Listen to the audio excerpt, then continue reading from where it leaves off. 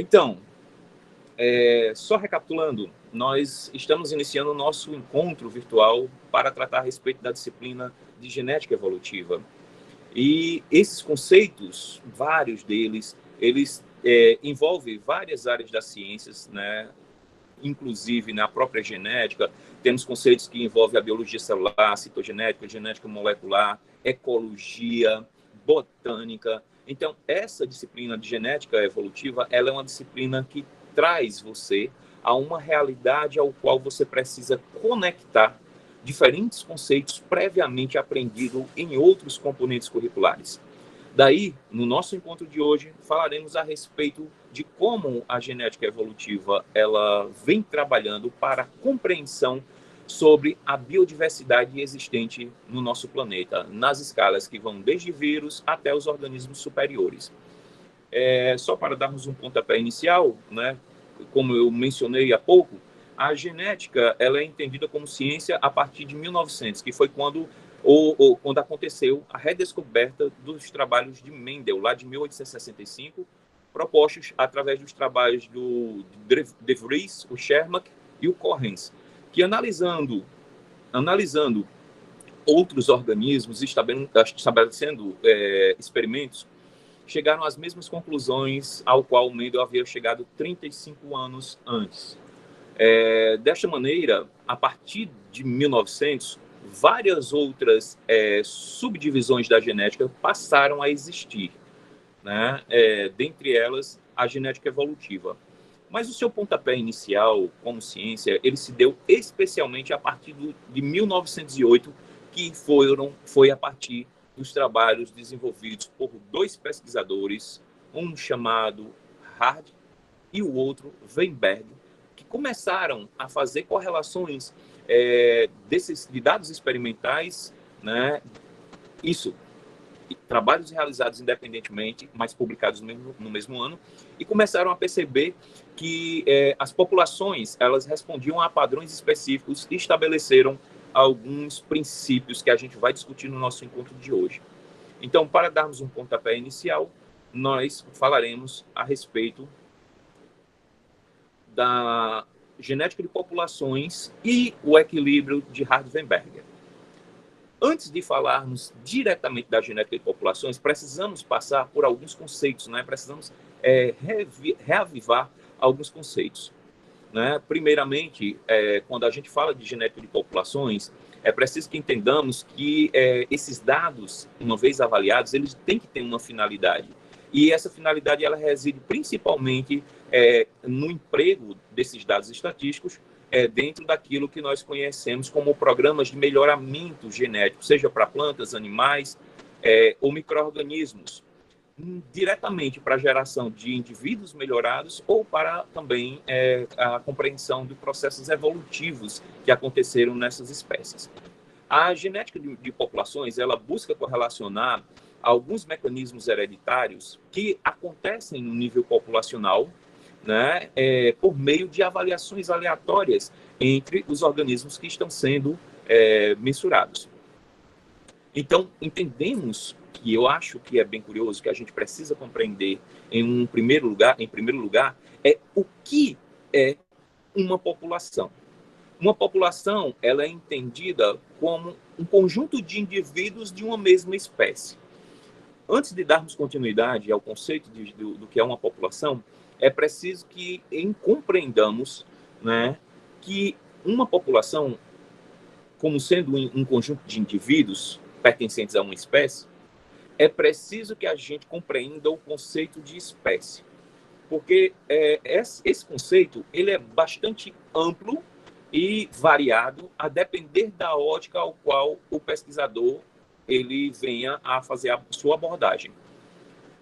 Precisamos entender que um indivíduo, por si só, ele apresenta um conjunto de características e que esse indivíduo ele é incorporado a uma população que também tenham características físicas, né, semelhantes a dele. Todavia, é preciso ainda que haja né, uma compreensão de que um indivíduo, mesmo ele sendo semelhante morfologicamente, através das suas formas físicas, ele também precisa ter similaridades reprodutivas ou compatibilidades reprodutivas, uma vez que indivíduos, mesmo que morfologicamente semelhantes, eles podem apresentar incompatibilidades gaméticas. Para o contexto de espécie, né, isso acaba sendo um pouco discutido, porque a gente precisa fazer essa compreensão de que o contexto de espécie, o contexto reprodutivo de espécie, também precisa ser levado em consideração, uma vez que os indivíduos, sendo férteis, eles podem gerar descendentes. Então, o conceito de espécie envolvendo a conotação reprodutiva, ele é muito mais completo para aquilo que a gente deve usar dentro da genética de populações.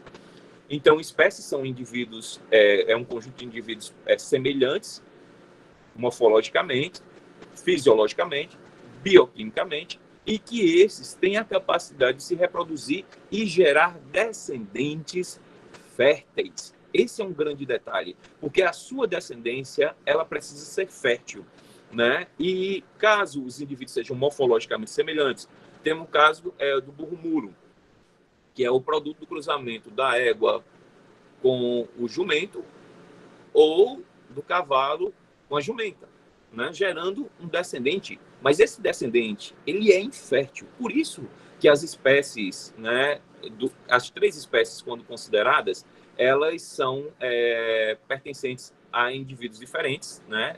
Indivíduos diferentes, pertencentes a espécies diferentes, e o cruzamento deles dois gera um híbrido, que o híbrido, ele não é uma espécie, tá? Ele é apenas o produto de um cruzamento, e neste caso, é um produto estéril.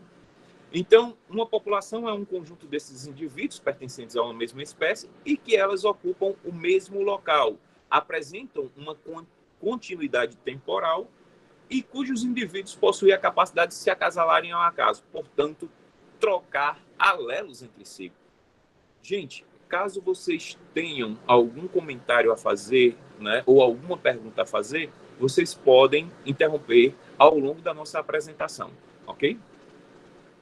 Então, cada população, como falado anteriormente, ela apresenta um reservatório gênico que é muito particular e característico dela. Vou trazer como um exemplo. Algumas populações muçulmanas, por questões religiosas, eles tendem a fazer casamentos entre indivíduos da mesma religião. Estou só citando os muçulmanos. Todavia, é curioso que algumas populações europeias de muçulmanos, eles têm um índice elevadíssimo, as mulheres têm um índice elevadíssimo de câncer de mama, muito superior à média mundial. Isso se deve exatamente a essa escolha, né, de cruzamentos. Porque os cruzamentos dentro dessa população, eles permitiram que ao longo do tempo fossem acumulados dentro da população muçulmana europeia, fosse acumulado mutações num gene conhecido como P53, que é um gene diretamente relacionado à formação de câncer. Por esse motivo, quando as populações, se você cruza com indivíduos que também têm um potencial de ter esses genes, você está propagando e aumentando a frequência desses indivíduos doentes na população ou com potencial de serem afetados por tal doença. Então, nós temos aqui populações, as populações são as mais variadas possíveis. Temos populações de plantas, de animais, de micro-organismos, de vírus, dentre os micro-organismos, vírus, bactérias, fungos. Então, nós temos variantes os mais diversos possíveis, né? E eles têm mecanismos reprodutivos, e esses mecanismos reprodutivos podem repercutir diretamente na evolução dos mesmos. Um exemplo, a troca de alelos entre espécies alógamas, que são aquelas que apresentam fecundação cruzada, essa troca de alelo é muito mais simples quando comparado a espécies autógamas. Que autógamas são produtos de autofecundação. Então, aquelas espécies que se autofecundam, elas têm um padrão característico, né? Aí vocês podem me questionar, ué, então, uma planta autógama, elas podem se cruzar com outra planta autógama da mesma espécie? Sim. Curiosamente, já existem diversos estudos que apontam que uma planta, para ser denominada de autógama, ela precisa ter mais de 95% de autofecundação. Então, corriqueiramente isso acontece. Mas existe uma pequena margem aceitável de fecundação cruzada, ou seja, os alelos daquela flor de uma planta podem, por algum motivo, ir fecundar outra planta que também, apesar da conformação da estrutura floral, ela pode também receber uma polinização cruzada.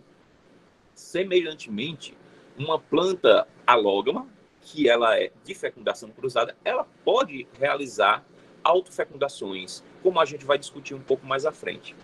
Então, nós temos aqui um exemplo de plantas que têm fecundação cruzada, como é o caso da cebola, aqui representado, né, nesta imagem, bem como o milho e várias outras espécies de fecundação cruzada, apresentam aquilo que a gente conhece como, que denomina como polinização aberta, né? E, dessa maneira, a depender do mecanismo dispersor, elas têm a capacidade, dentro do contexto populacional, de se cruzarem aleatoriamente, sem preferência de parceiro sexual. Então, sem preferência de escolha entre outros indivíduos da população, né? Então, neste contexto, entendemos que quando não há escolha, nós temos uma espécie com potencial pamítico, ou a pamixia, que esse nome pan significa, esse prefixo pan significa todo, e a mixia ele está diretamente relacionado a essa capacidade de cruzamento.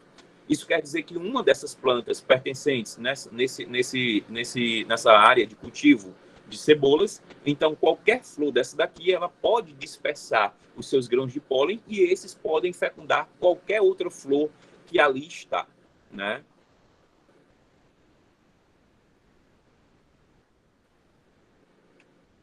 Outra coisa, para darmos segmento, né, quando a gente fala de dispersão, a gente está falando de dispersão gamética.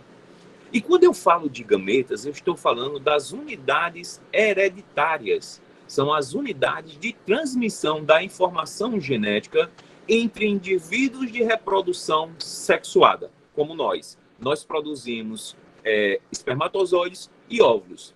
Todavia, nós temos também plantas que produzem grãos de pólen e óvulos, né? Daí, para que a gente entenda esse mecanismo de formação de uma população e essa capacidade de cruzamento, para fazermos essa conexão com a genética, é preciso que lembremos que são nos gametas, para indivíduos de reprodução sexuada, onde estão contidos as informações aos quais vão ser transmitidas para gerações posteriores.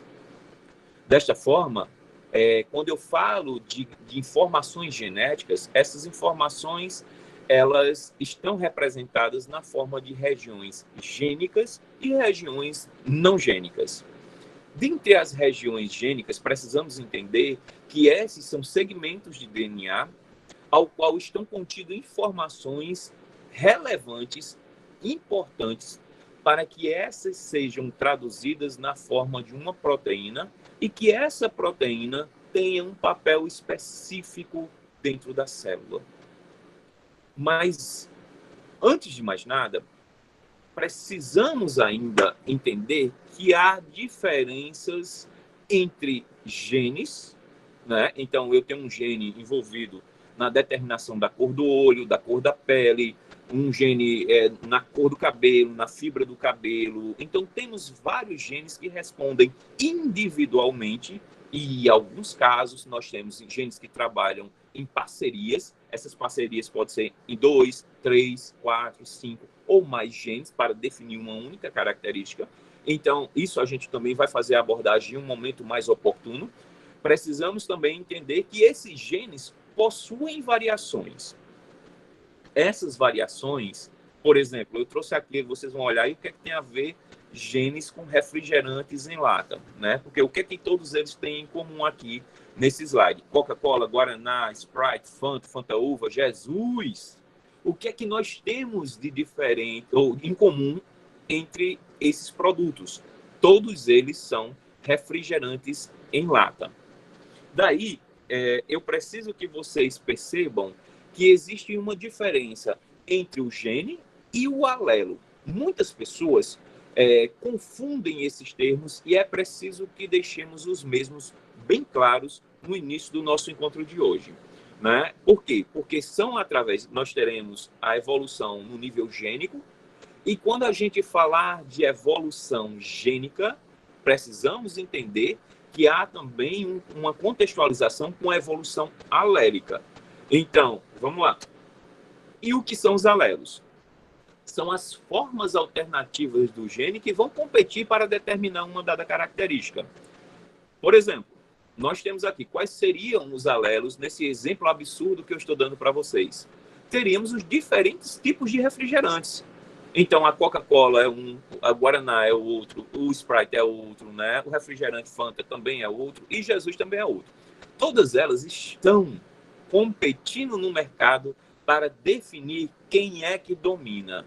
E eu pergunto a vocês, então, qual dentre essas formas alternativas de refrigerante em lata, qual delas que domina o mercado? Ajudem aí, por favor, esse professor.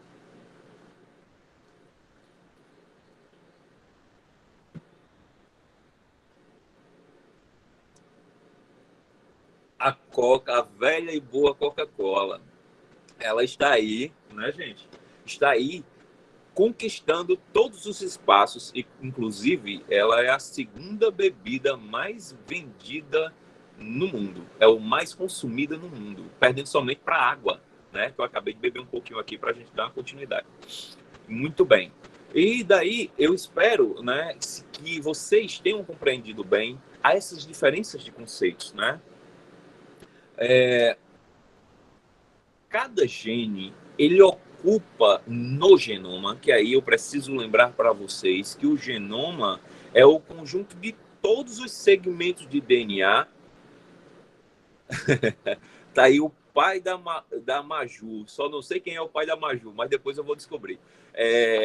Então, você está bebendo um agora. Então, quando a gente está se referindo ao genoma, nós estamos falando de todo o DNA contido em uma célula de um dado indivíduo. Então, seriam as regiões que são gênicas, e existem outras regiões no nosso genoma que são DNA, mas elas não participam da produção de nenhuma proteína. São as chamadas regiões não gênicas. Bactérias e vírus geralmente só têm regiões gênicas. Todavia, neste caso, nós eucariontes temos muitas regiões conhecidas como não gênicas, que são resultantes de processos evolutivos. E a gente pode e vai discutir sobre isso em outros momentos. Curiosamente, nós sabemos que cada gene ele ocupa uma posição específica no genoma. Mais especificamente, só para contextualizar, nós temos 46 cromossomos, dos quais 44 são não sexuais, chamados de autossomos, e 2 são sexuais, que são chamados alossômicos, ou alossomos, como vocês queiram. E cada um desses cromossomos tem cópias gênicas específicas posicionadas em locais específicos. Quando nós tratarmos nas nossas aulas de posições específicas do gene, eu não vou usar essa frase toda, eu vou apenas me referir como locus gênico. Locus, lembra, local, seria o local no cromossomo ou no genoma onde aquele gene em específico se encontra. E, curiosamente, né, tem genes que estão em posições medianas no cromossomo, outras posições mais terminais, mas todos eles estão em algum lugar, e esse lugar são nos cromossomos. Tá? Que os cromossomos nada mais são do que agregados de DNA. Então, cada cromossomo é um agrupamento formado por DNA e proteínas. Tá? A gente pode discutir isso em outro momento. Uma coisa que eu gostaria de chamar a atenção de vocês, quando vocês estão fazendo a leitura de alguns artigos de internet ou mesmo de livros, às vezes vocês encontram a expressão loci, que se refere a vários, quando eu estou falando de vários genes, eles estão em vários loci, né? Ou em vários locos que significam em loci, né? Curiosamente, é igual a o campus, né? Como aqui eu trabalho no campus professora Sinobelina Elvas. Campus é um só. Quando eu tenho vários campi da universidade, né, eu estou me referindo no plural. E algumas literaturas aportuguesaram esse termo e chama de locus, um O, tá? Mas geralmente a gente fala de locus ou loci.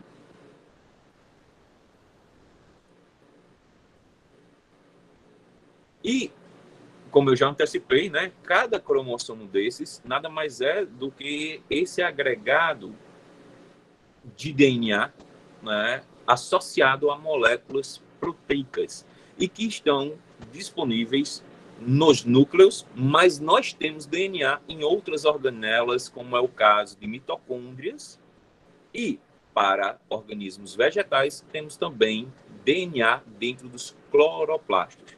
Então temos DNA nuclear, DNA cloroplastidial e DNA mitocondrial. Esses são os três principais tipos de DNA que nós observamos na grande maioria dos indivíduos. Curiosamente, a gente só vai observar cromossomos, como vocês já trabalharam na biologia celular, trabalharam na genética, nós só vamos observar cromossomos em determinados momentos durante o ciclo de divisão. E eu chamo a atenção deles porque existem outras estratégias evolutivas que trabalham no contexto da evolução cromossômica. E nós vamos fazer abordagens posteriormente. Como eu havia comentado com vocês, nós seres humanos possuímos 46 cromossomos, 23 dos quais foram doados pelo seu pai e 23 foram doados pela sua mãe. Cada cromossomo desse possui um conjunto de informações genéticas. Então, nós temos aqui um par de cromossomos, um doado pelo pai, outro doado pela mãe. Quando falamos o indivíduo, nós temos uma cópia do genoma, 23 cromossomos doados pelo pai, 23 doados pela mãe. Só que o pai doou o cromossomo 1, 2, 3, 4, 5, 6, 7, 8, 9, 10, até o 23. A mãe também. Cada um individualmente doou um cromossomo 1, formando um par, um cromossomo 2, formando outro par, e assim sucessivamente. Com exceção do X e o Y, quando é um caso de indivíduos do sexo masculino, que apesar de serem cromossomos sexuais, eles são bem diferentes morfologicamente. Mas por que eu estou chamando a atenção de vocês? E isso vai facilitar a compreensão de alguns conceitos que vamos abordar posteriormente. Os cromossomos homólogos, eles nada mais são do que cromossomos semelhantes em composição gênica, mas nem sempre são semelhantes em composição alélica. Como assim? Por exemplo, nós podemos observar que a figura apresentada aí temos o gene A, o gene B, o gene C, gene D, gene E e outros genes que estão presentes aqui.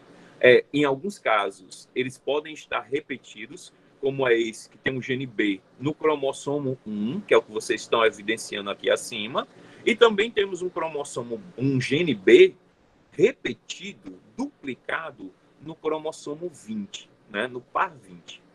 Mas se vocês observarem, suponhamos que aqui foi doado pelo pai, aqui foi doado pela mãe, os cromossomos semelhantes, os cromossomos homólogos, eles se assemelham morfologicamente, bem como a composição. Vejam só, esse primeiro cromossomo tem o gene A, o segundo, né, o par dele também tem. Tem um B, o par dele também tem. E assim sucessivamente.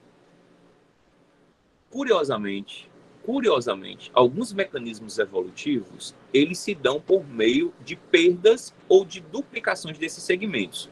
Mas isso daí é assunto para uma próxima abordagem. O que eu quero chamar a atenção de vocês foi para o conceito que eu mencionei, de que um indivíduo, ele tem em seus cromossomos homólogos genes semelhantes, mas alelos nem sempre são semelhantes. Por quê? Porque nós temos, por exemplo, o gene A, ele pode ter o alelo azão, como também pode ter o alelo azinho. Então, um desses cromossomos tem o azão, o outro cromossomo tem o azinho. Desse modo, quando falarmos de conceitos relacionados à genética de populações, quando a gente está falando de frequências alélicas, são produtos oriundos desses alelos que estão presentes nos genes. Por isso, a necessidade dessa contextualização.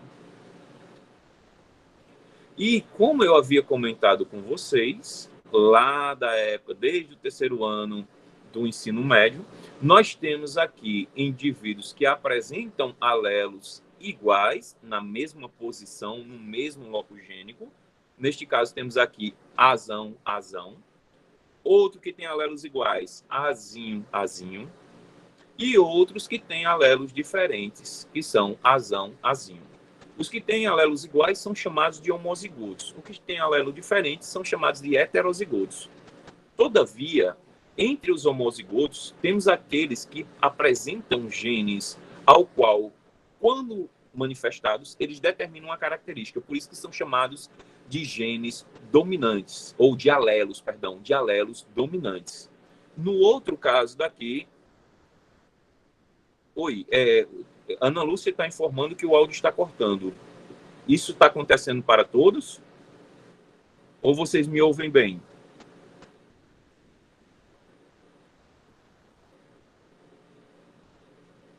Ana Lúcia, talvez seja um problema na sua conexão. Temos aqui outras pessoas informando que não está havendo corte.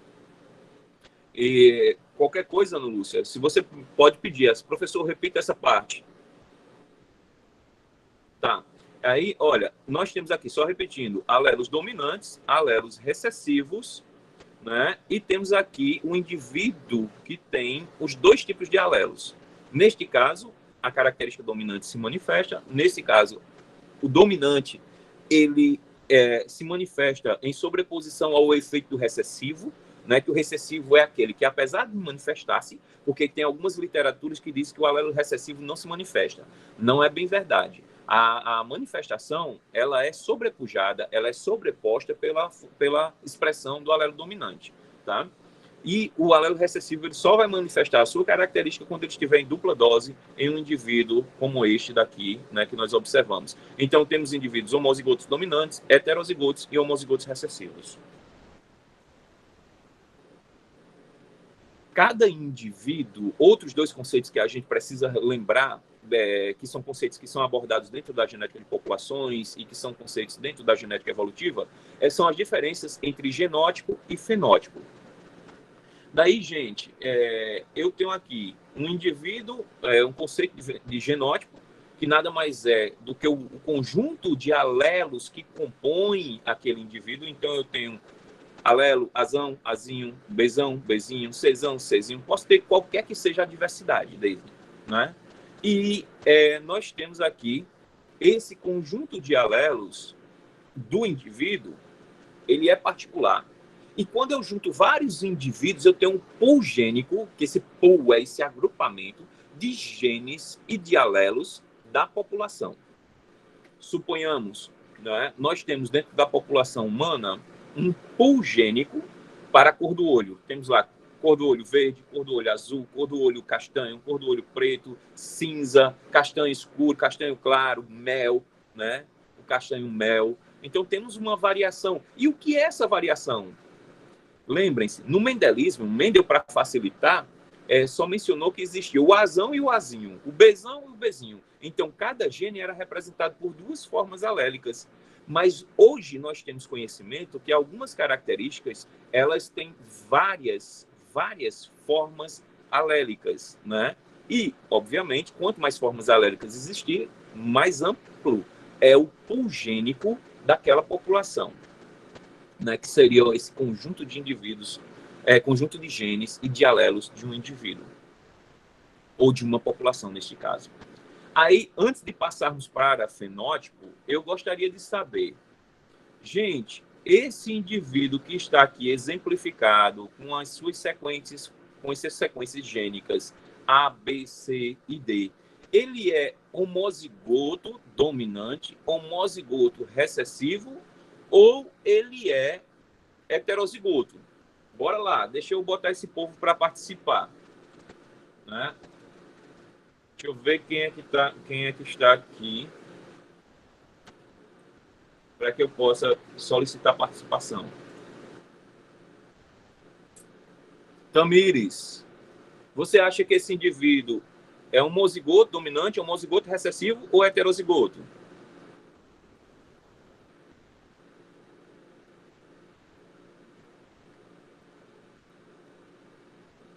Tamires, gente, parte da participação de hoje, ele vai através dessas perguntas. Então, aqueles que ficarem aí, que ligou só o celular e não estiver participando, vão estar perdendo ponto. Então, bora lá. Tamires, primeira participação, nada feito. Bora lá. Quem mais está aí presente? Ana Lúcia.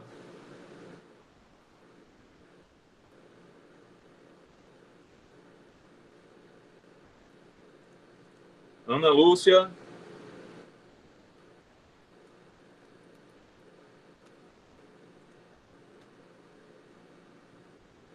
Heterozigoto. Olha, a Ana Lúcia já participou aqui. A gente vai discutir já sobre, né? Vou aqui, ok. Deixa eu ver mais. Evaldo, o que é que você acha? Que esse indivíduo ele é homozigoto dominante, homozigoto recessivo ou heterozigoto?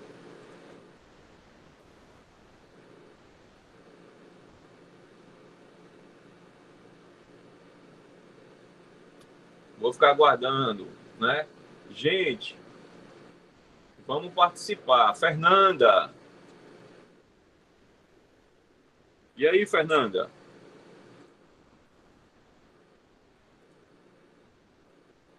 Fernanda também tá só de corpo, só de alma presente. Deixa eu ver lá quem. Opa, Fernanda heterozigoto. Fernanda, ok. Tamires estava tentando ligar o microfone. Tá, Tamires, eu chamei Tamires. Bora lá, Tamires. Ajuda aí, é o que ele?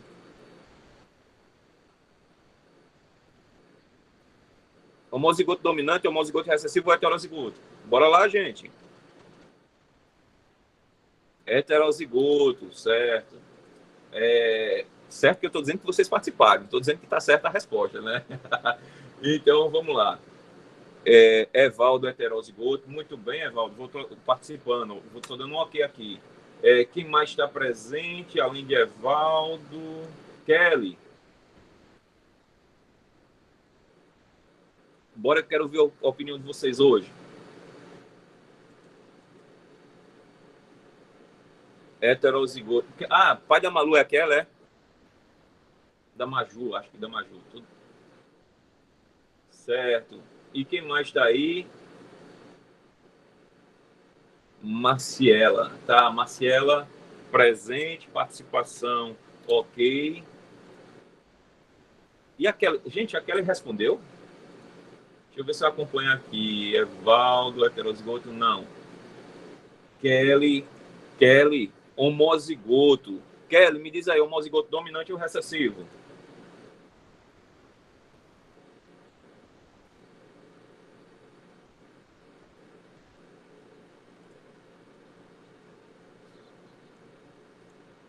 Então, Kelly participou. Marcela participou. Deixa eu ver aqui. Kelly. Homozigoto recessivo. Marcela também participou aqui. Kelly, ok. Bora lá. Então, vejam só, gente. Todo mundo acertou e todo mundo errou. Por quê? Quando eu falo se ele é homozigoto ou heterozigoto, uma coisa que precisa estar atento é que o indivíduo, a gente precisa analisar ele por locogênico, ou seja, gene a gene. Para o alelo, para o gene A, ele é homozigoto dominante, porque tem azão, é igual.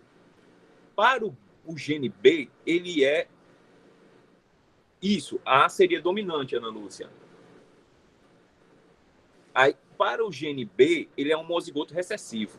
Para o C, ele é heterozigoto. Para o D, ele é um homozigoto recessivo. Então, essas sacadas precisam estar bem fixadas B recessivo, muito bem, Marcélia. É nesse sentido. Então, assim, a gente precisa ficar muito atento a essa situação, tá?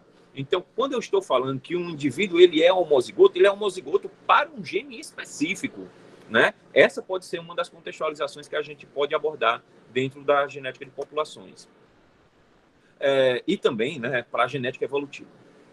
Já o fenótipo, que é uma outra situação, o fenótipo já é aquilo que é a manifestação dos alelos, aquilo que é o resultado da manifestação do conjunto de alelos, dos genes de um indivíduo. Então, esse produto de manifestação, né, esse fenótipo, ele pode ser tanto macroscópico, pode ser externo, quanto pode ser microscópico, inclusive molecular. Por quê? Por exemplo, olha, tem um indivíduo que tem um nível de glicose X, um nível de glicose Y. Então, perdão, de glicose não, que a glicose ela é absorvida, mas pode ser. Suponhamos, nós temos níveis de um produto, né, de uma hemoglobina, por exemplo. Mais hemoglobina, menos hemoglobina. Então, a gente tem essa variação que é preciso que compreendamos que no nível molecular isso pode ser considerado um fenótipo. Mas, corriqueiramente, nós lançamos como fenótipo, aqui a exemplo da espiga de milho, tem espiga de milho grande, espiga de milho pequeno, grãos grandes, grãos pequenos, alinhamento desses grãos, então, cor do grão, sabor do grão, quantidade de açúcar presente no grão, tempo de cozimento do grão, cor da espiga, tamanho da espiga, temos vários fenótipos levando em consideração uma única espécie e toda a biodiversidade conhecida. Neste sentido, é preciso que também façamos essa compreensão de que muitos aspectos evolutivos eles vão responder em uma escala macroscópica. Isso, Ana Lúcia, né? A homozigoto dominante, B homozigoto recessivo, C heterozigoto e D homozigoto recessivo. Perfeitamente. É isso aí. E é a partir dessas informações, então, quando a gente fala de transmissão de características, a gente está falando de transmissão de genes, que estamos falando diretamente de transmissão de alelos. E que esses genes estarão envolvidos na transmissão de características físicas dentro de uma população que tem a capacidade de se cruzar pamiticamente, aleatoriamente. Daí, dentro de cada população, como eu falei, uma população ela tem um pool gênico, né? Tem uma frequência de genes, ou melhor, uma frequência de alelos dentro de uma população, né? E a gente tem aqui, né? São as propriedades genéticas de uma população são determinadas a partir do conhecimento das suas frequências alélicas e genotípicas. Cada população tem um reservatório específico de genes que ele é particular e que a caracteriza, sendo transmitido esse ao longo de gerações. Por exemplo, pensemos na população humana. Vocês acham que a capacidade nossa de dispersão de alelos... Oi, tá cortando o áudio, né? Vamos ver, talvez seja um problemazinho da sua conexão. Porque, assim, meu povo, dá aí um ok se tá tendo problema no áudio. Tá tudo ok? Dá só um ok aí, quem tiver ok.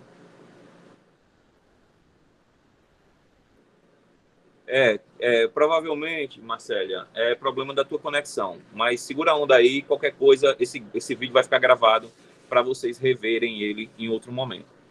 Daí, gente, uma coisa que eu quero chamar a atenção de vocês é que dentro de uma população, nós temos um conjunto de alelos.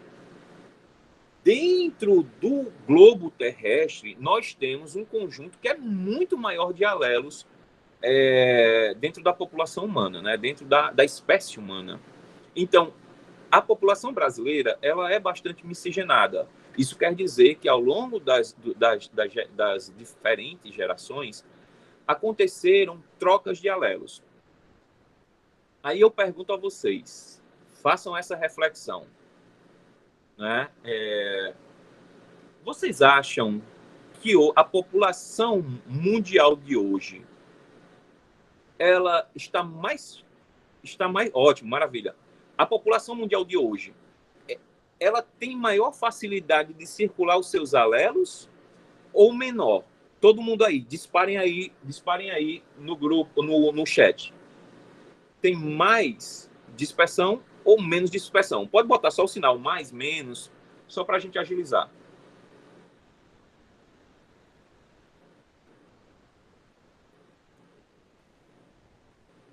Mais.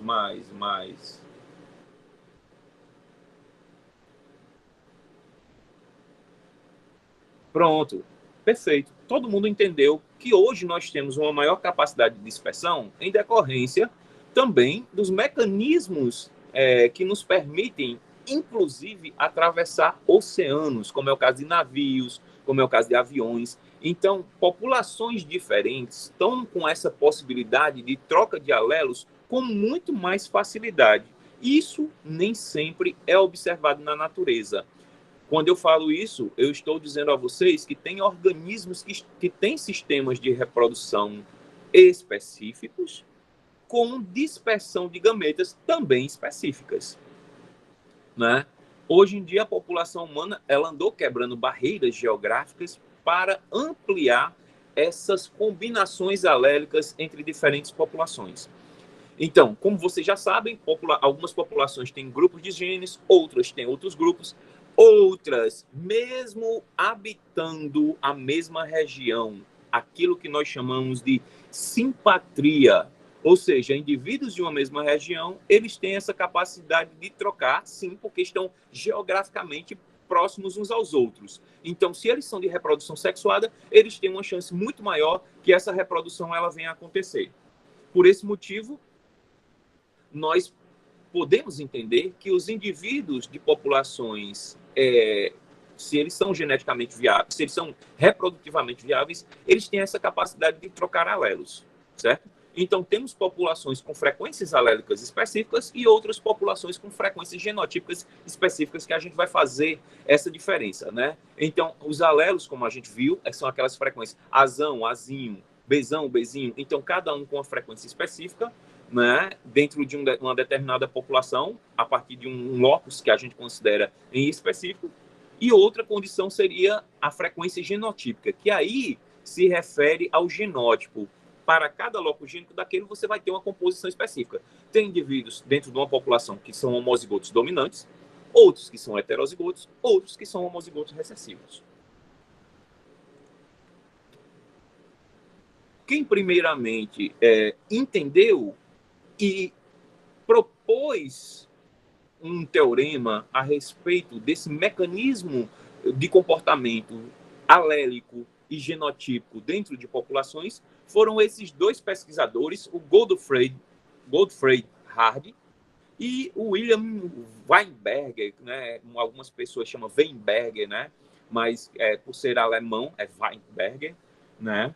Então, o Hardy, ele era um matemático inglês, enquanto que o Weinberger, ele era um médico alemão. Os dois, analisando o comportamento de algumas populações, e começaram a estabelecer um teorema, ao qual ficou conhecido como o teorema do equilíbrio de Hardy-Weinberger, né?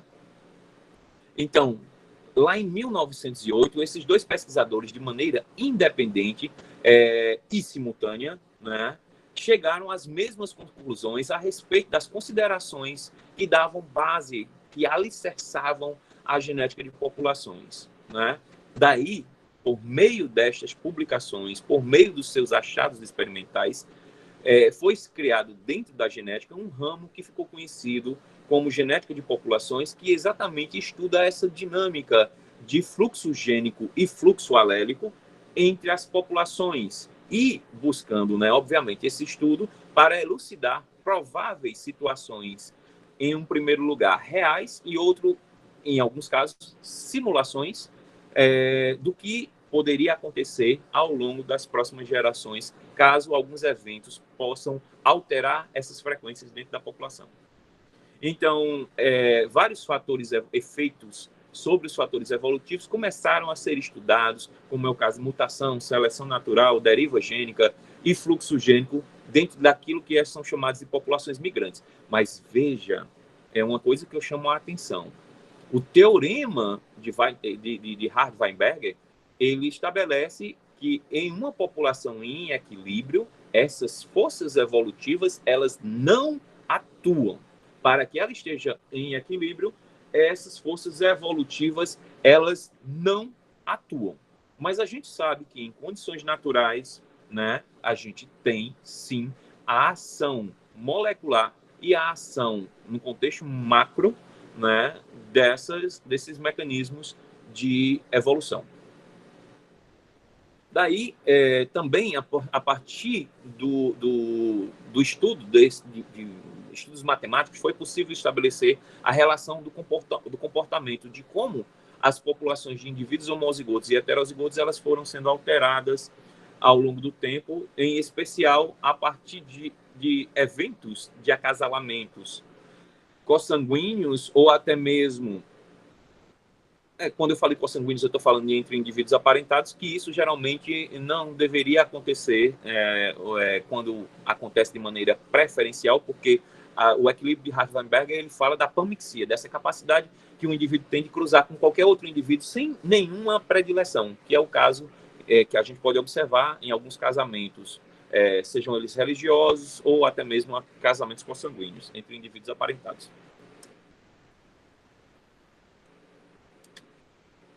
Então, para que uma população ela atinja o seu estado de equilíbrio, as frequências alélicas e genotípicas, elas geralmente, né, elas permanecem inalteradas ao longo de gerações, né? Somente se houver essa fixação, essa não alteração, é que nós consideramos que o teorema ele é validado como uma população estando em equilíbrio. Mas, obviamente, as forças evolutivas estão trabalhando para a mudança, tanto das frequências quanto da composição alélica de uma população ao longo do tempo. E confrontando esse equilíbrio, né, vem diretamente a confrontar este equilíbrio evolutivo. Para que a gente lembre um pouco mais como é que essas frequências genotípicas ou fenotípicas e as frequências alélicas se comportam dentro de uma população, eu trago aqui um exemplo que foi bastante discutido quando vocês estudaram dentro da genética mendeliana, né? Onde Mendel estudou, dentre 7 características, uma delas que ele estudou foi a cor, são os genes que determinam a cor das pétalas da ervilha. Daí, Mendel estabeleceu que a cor roxa ela era determinada pelo que ele chamou, né, de elementum, ou que a gente já ouviu e já leu, né, também de unidades hereditárias. Então temos aqui aquilo que essas unidades que competem para determinar características são os alelos. Então nós teríamos um alelo para a cor dominante, que é a cor roxa, e um alelo para a cor recessiva, que seria a cor branca. O alelo dominante foi denominado de W, o alelo recessivo de Wzão, né, o dominante, e Wzinho, o alelo recessivo.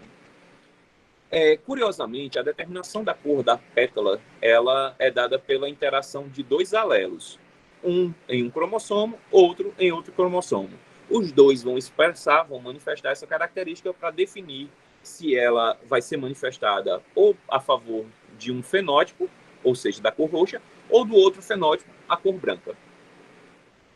Então, em um loco gênico, esses 2 genes eles podem ser iguais ou diferentes, e isso caracteriza o genótipo do indivíduo.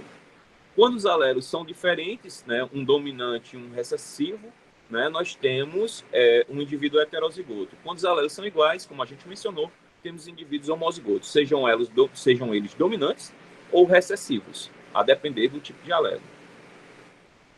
Então, como falado, esse conjunto de alelos é denominado de genótipo, e que a interação entre esses alelos determinam aquilo que nós chamamos de fenótipo.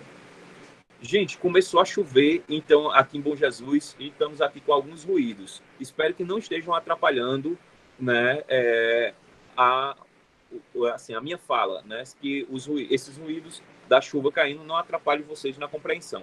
Mais uma vez, qualquer coisa é só me chamar, né? Só me chamar aqui e pedir para que eu repita.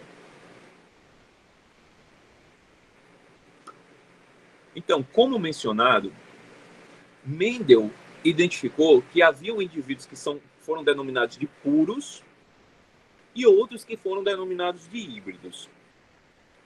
O que seriam esses indivíduos puros? Seriam aqueles que, após autofecundações sucessivas, eles manteriam a mesma característica. Então, quando Mendel autofecundava uma planta, por exemplo, uma planta roxa, se ele percebesse que ao longo das suas gerações essa planta continuaria com a flor roxa, mesmo autofecundando, só dá plantas com a flor roxa, ele denominava esse indivíduo de puro, que nós conhecemos como homozigoto.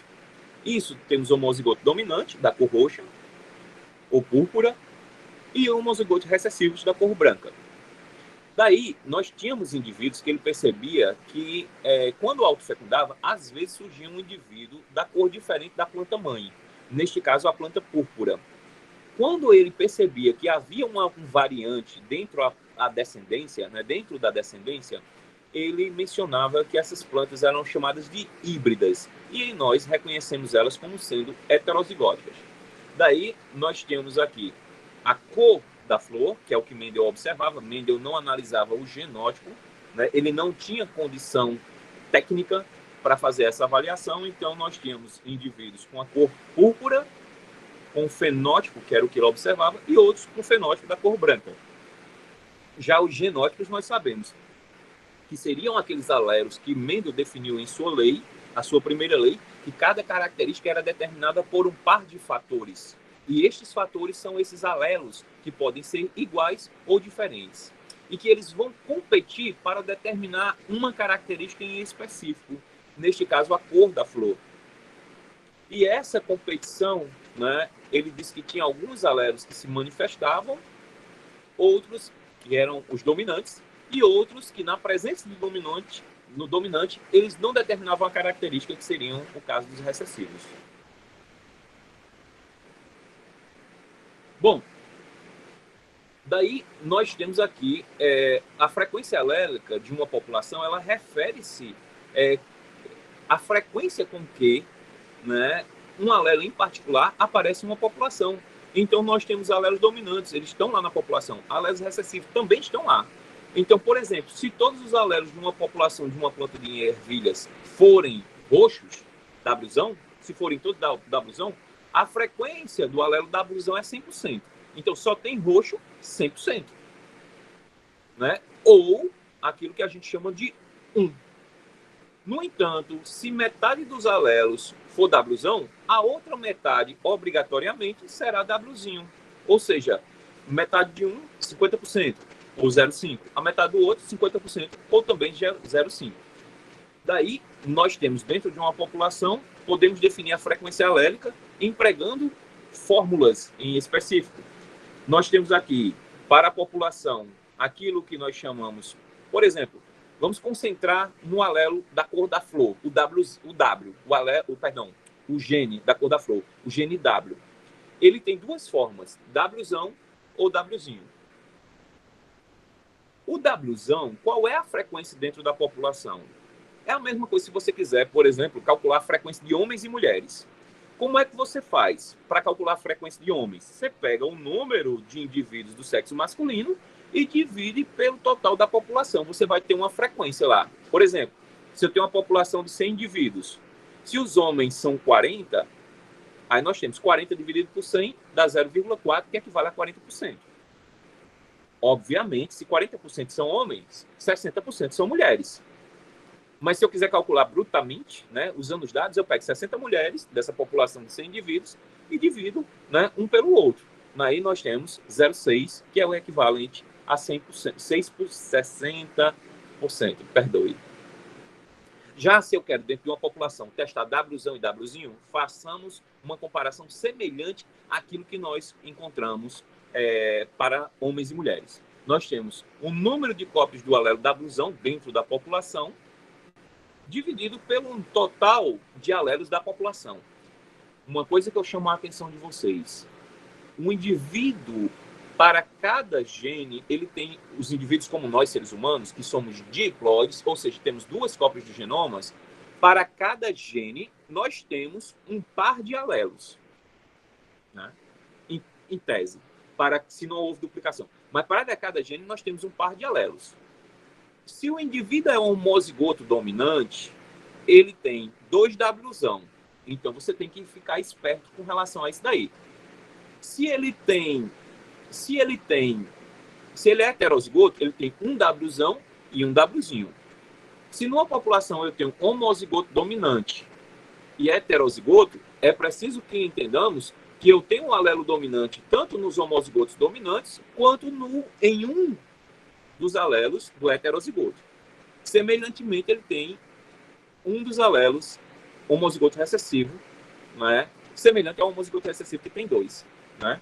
Então, na hora da contagem, a gente precisa ter essa linha de raciocínio.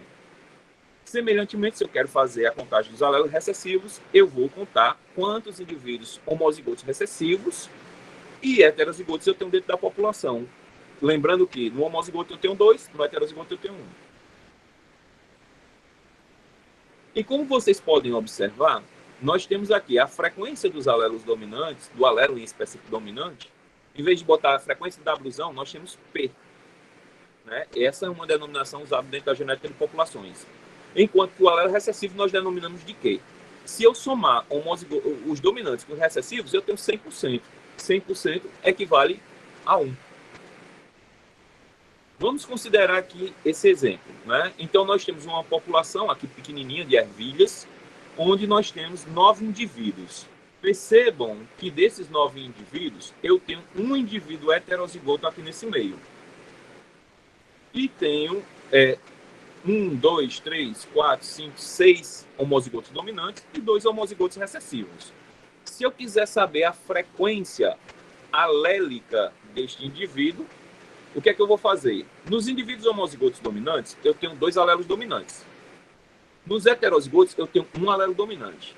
Então, se eu quero saber a frequência de alelos dominantes, eu vou ver aqui. 1, 2, 3, 4, 5, 6 homozigotos. Então, 6 vezes 2, 12.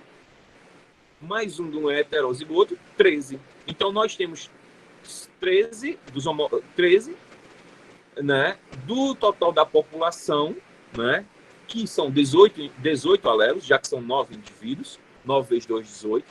Então, 13 dos 18, eles são a frequência do alelo dominante. Ou seja, P é igual a 3/18, ou 0,72, que equivale a 72%.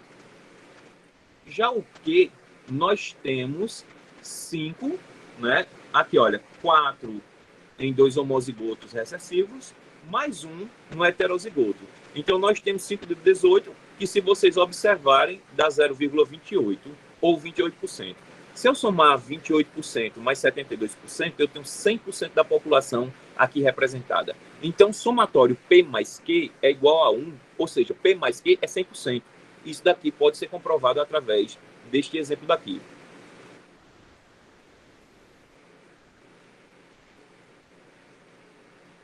Já a frequência genotípica ou a frequência de genótipos é a fração do genótipo, homozigoto, dominante, heterozigoto, homozigoto recessivo dentro da população. Né? Então, vamos tomar como exemplo aqui que, curiosamente, quando a gente fala de genótipos, nós temos que entender, lembrem, o alelo dominante ele era denominado de P. O alelo recessivo ele era denominado de Q. Agora eu estou falando de genótipo, que é o conjunto de alelos do indivíduo. Eu tenho um indivíduo homozigoto dominante, que é P de um gameta do pai com P do gameta da mãe. Então, P vezes P é P ao quadrado, por isso que eu denomino aqui de P ao quadrado, que eu estou simbolizando que tem 2 alelos dominantes. O homozigoto recessivo. Opa, tem um erro aqui que eu encontrei. Espera aí, gente, eu acho que na hora da digitação... Cadê você? Deixa ele voltar aqui.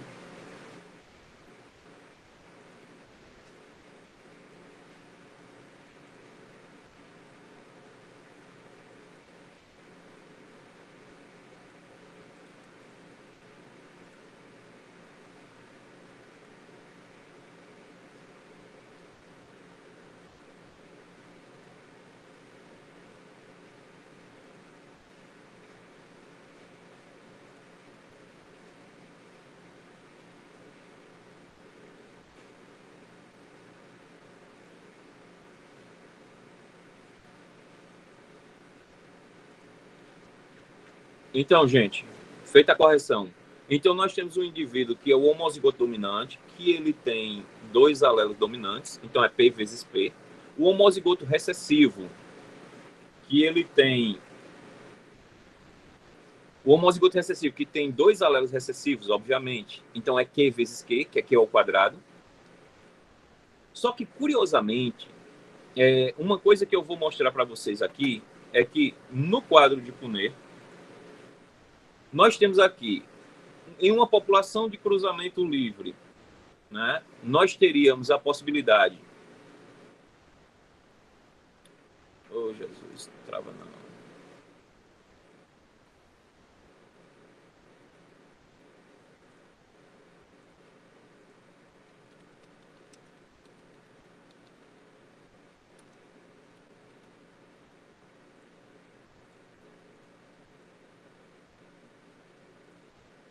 Deixa eu inserir uma tabela aqui para ficar mais fácil da gente conversar.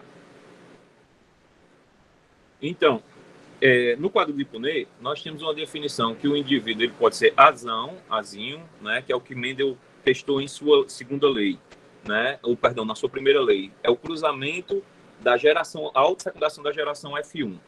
Aí, nós temos aqui, como todos vocês lembram lá das aulas de genética, o cruzamento, nós temos um indivíduo azão-azão, esse azão-azinho, esse azão-azinho e esse azinho-azinho. Desta forma, observem que numa população do cruzamento livre entre 2 heterozigotos, nós temos um homozigoto dominante.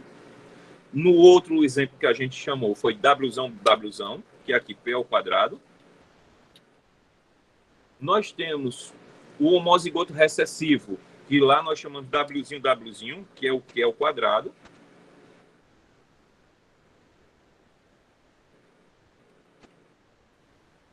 Esse daqui, Wzão, seria Wzinho. Aqui também, Wzinho. Né? Óbvio, se a gente substituir o azão, o azinho, é isso que nós observamos lá no quadro de Punnett, tomando em consideração aqui as informações que a gente apresentou. E aqui, Wzão é P, Wzinho é Q. Wzão é P, Wzinho é Q. Desta forma, nós observamos, conforme apresentado no quadro, que o heterozigoto tem 2 vezes, olha aqui, observem, tem o PQ aqui e o PQ aqui. Dentro de uma população, nós temos P ao quadrado, temos 2 PQ e temos Q ao quadrado, né? Que é o que a gente observa aqui, que esse 2 PQ nada mais é do que a presença de 2 heterozigotos quando você faz um cruzamento, né, na população, na geração filial, quando você utiliza 2 progenitores heterozigotos. Oi, alguém Professor, para ser Q ao quadrado não teria que ser Wzinho, não? Perdão, repete. Lá no quadro, para ser Q ao quadrado, não teria que ser Wzinho, não? Isso, foi na hora, porque é o Word não, o PowerPoint corrigindo. Muito obrigado, você está perfeitamente correta, viu, Ana Lúcia? Obrigado pela correção. Ok. Agora sim, não é isso? Isso. Pronto. Então, nós temos aqui, dentro de uma população é o conjunto de todos, né? Quando eu calculo a frequência genotípica, são todos os genótipos presentes na população. Então, nós temos indivíduos homozigotos, homozigotos dominantes, heterozigotos e homozigotos recessivos. Tá? Então, usando essa fórmula daqui, P ao quadrado, 2PQ e Q ao quadrado, que é o que a gente observou aqui, essa diversa possibilidade quando a gente usa o cruzamento de 2 heterozigotos. Já se nós pegarmos essa mesma frequência genotípica e se o indivíduo for um homozigoto e outro heterozigoto, quem vai dizer isso a você? É o enunciado da questão. Eu estou falando, né, de uma descendência do cruzamento entre 2 indivíduos heterozigotos. O resultado do quadro de Punnett é uma coisa. Eu estou falando de um homozigoto e outro heterozigoto. Aí a situação já é outra. Neste caso aqui, por exemplo, né, nós observamos aqui que esse quadro aqui, inclusive, que eu peguei da internet, ele está errado. Né? Que temos aqui a frequência, que é o P ao quadrado, né? Onde aqui ele está representado, porque ele botou aqui o cruzamento. Neste nessa composição, azão, azão, ok. Azão, azinho, ok. Mas isso daqui está errado. E isso aqui está errado. Então, isso foi um erro, né, da questão. Mas, enfim, ele serve para perceber, né, para que a gente perceba que, até mesmo quando a gente vai estudar pela internet, tome cuidado, temos coisa errada. Né? Mas o princípio é o mesmo. Você tem a frequência dos indivíduos homozigotos, quando você está querendo testar, né, um homozigoto dominante. Tem a frequência de indivíduos heterozigotos, onde tem um PQ de um mais PQ do outro, que a gente explicou aqui. E temos aqui o Q ao quadrado, que é essa última frequência de homozigotos. Em uma população, né, para que ela esteja em equilíbrio de Hardenberg, essa população ela precisa ter sempre frequente um número de homozigotos dominantes, um número de heterozigotos e um número de homozigotos recessivos, fazendo com que totalize, né, nós só temos, dentro da frequência genotípica, essas três possibilidades, fazendo com que a gente totalize 100%. Vamos ver aqui a frequência genotípica usando o mesmo exemplo anterior. Agora, eu não estou analisando a frequência alélica, eu estou analisando a frequência genotípica. Então, quantos indivíduos eu tenho aqui? 9, cada um com um genótipo. Então, quantos são homozigotos dominantes? Tenho esse e esse. 1, 2, 3, 4, 5, 6. Nesta circunstância que eu estou apresentando aqui, 6 dos 9 são homozigotos dominantes. 1 dos 9 é heterozigoto e 2 são homozigotos recessivos. Então, a frequência genotípica, né, você analisa a composição do par de alelos dessa população e você só dividir e nós temos aqui um resultado. E a frequência fenotípica? Veja, a genotípica é o par de alelos. A fenotípica é a característica manifestada, né, neste caso aqui, ou ela tem um fenótipo da cor púrpura ou fenótipo da cor branca. Aí a gente vai observar que nós temos 7 indivíduos dos 9 que têm a proporção fenotípica para roxo e apenas 2 dos 9 para branco. Se vocês somarem tanto essa condição quanto essa condição, ou seja, todos eles somados vão dar 100%, ou melhor, vai dar 1, que é o equivalente a 100%. Então, nós temos aqui a frequência do alelo P.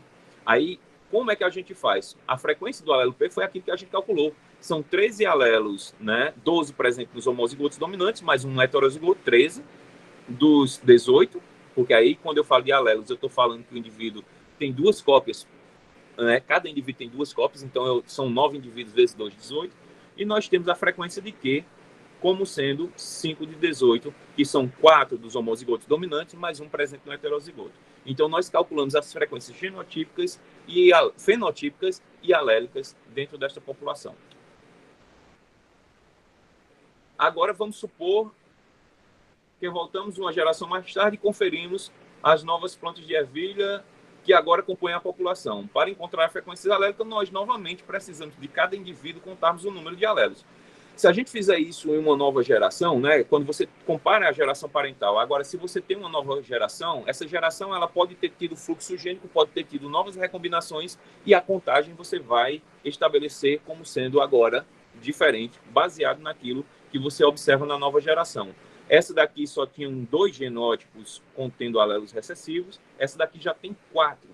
Aqui só tínhamos um genótipo contendo o alelo recessivo, que é o heterozigoto. Aqui nós já temos aqui, né, 2 indivíduos. Como calcular? Agora, para o alelo dominante, eu pego aqui 1, 2, 3 homozigotos dominantes. Então, eu já tenho 6 alelos, mais 2 aqui do heterozigoto. Então, nós temos 8 alelos dos 18 que são alelos dominantes, o Wzão, enquanto que os alelos recessivos são apenas 10, dos quais 8 estão presentes nos homozigotos recessivos.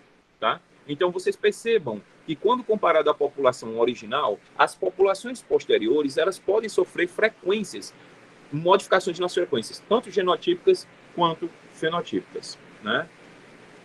São essas variações ao longo você tem aqui 72% de P caiu para 44%,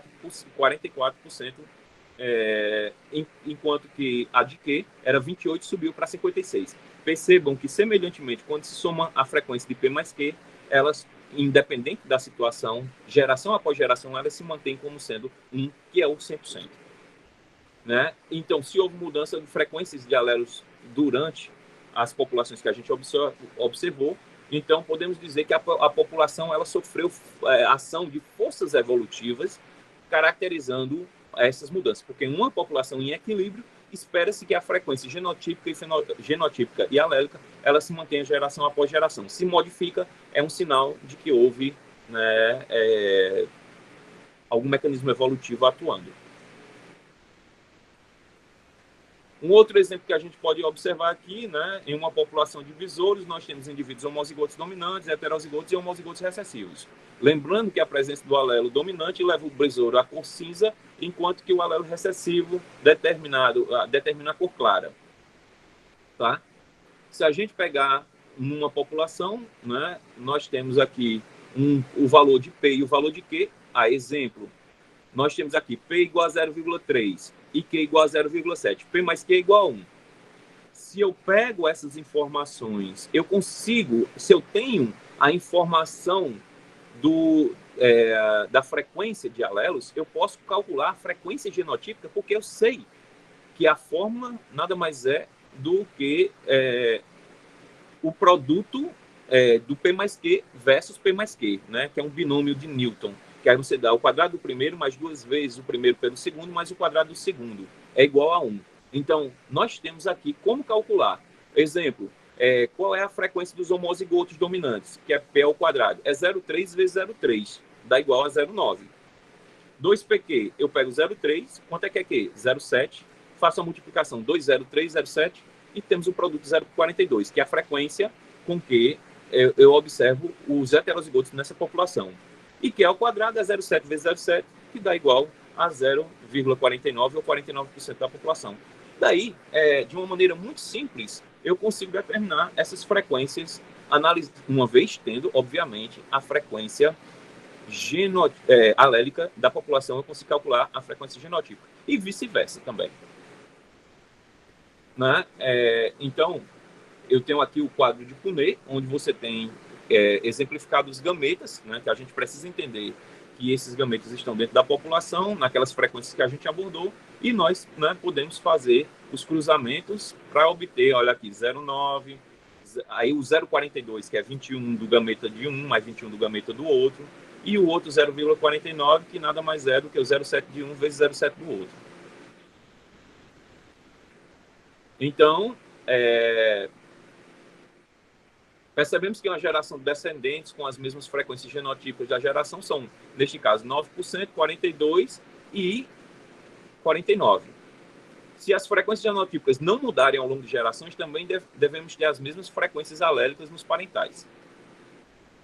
Então, a ausência de algum fator externo que possa interferir, né, que você possa acontecer ao longo das gerações, se eles estiverem presentes, essas frequências alélicas e genotípicas podem mudar. Se elas estiverem ausentes, essas forças evolutivas que a gente vai mencionar mais à frente, isso quer dizer que a população está em equilíbrio. Bom, agora deixa eu ver aqui quantos estão presentes.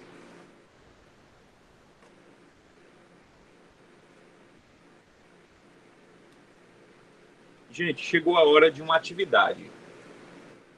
Né? Nós temos aqui uma presença, Evaldo está presente, deixa eu ver aqui, Fernanda presente, Tamires está presente. Sim, Tamires está presente. Aí, bora lá. Ana, cadê aqui? Ana Lúcia está aí. Ana Lúcia estava aí, não? Fernando não está.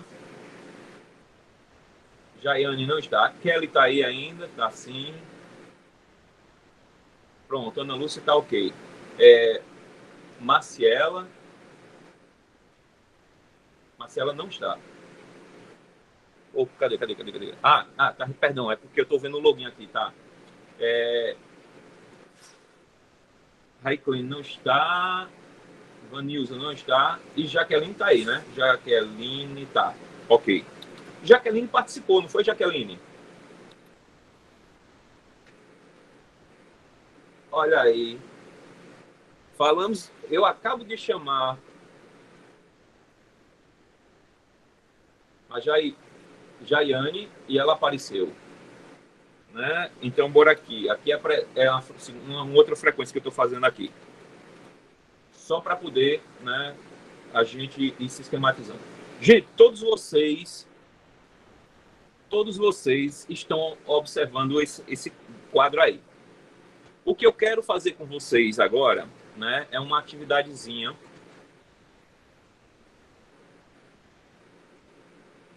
envolvendo esse raciocínio daqui, gente. Peraí.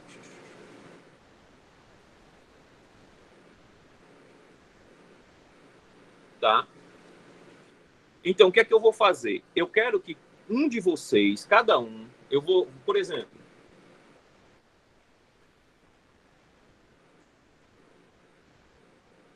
peraí, só um segundinho aí para eu organizar aqui uma frequência.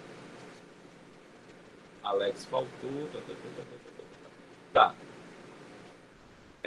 Vejam só. O que eu quero de vocês? Por exemplo, Evaldo, eu quero que você calcule a frequência de homozigotos, que é P ao quadrado, usando P igual a 0 e Q igual a 1. Eu quero homozigoto dominante, homozigoto... Aqui está errado, peraí. Correção. Eu quero aqui homozigoto dominante, heterozigoto e homozigoto recessivo. Eu quero que você calcule P ao quadrado, 2PQ e Q ao quadrado. Você entendeu?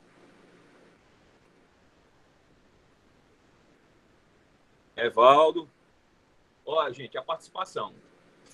Evaldo, eu quero você com 0 para P e 1 para Q. Calcule esse valor para mim aí dessas 3 unidades.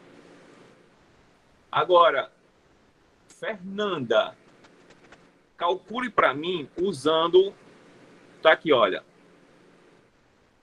0,1 para P e 0,9 para Q.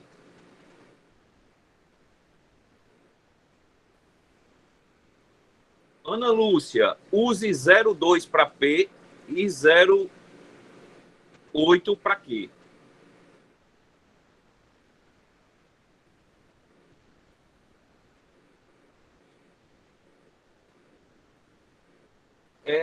Jaiane, eu não sei se você vai conseguir fazer a atividade, mas aí eu falo já contigo para contabilizar isso para você. Kelly, eu quero que você use 0,3 e 0,7, respectivamente para P e Q. Marciela, eu quero que você utilize 0,4 e 0,6. E por último, né, a Jaqueline, eu quero que você utilize 0,5 e 0,5. Gente, vocês têm 3 minutos para fazer esses cálculos. Botem aí no chat. Bote aí no chat. Cada um.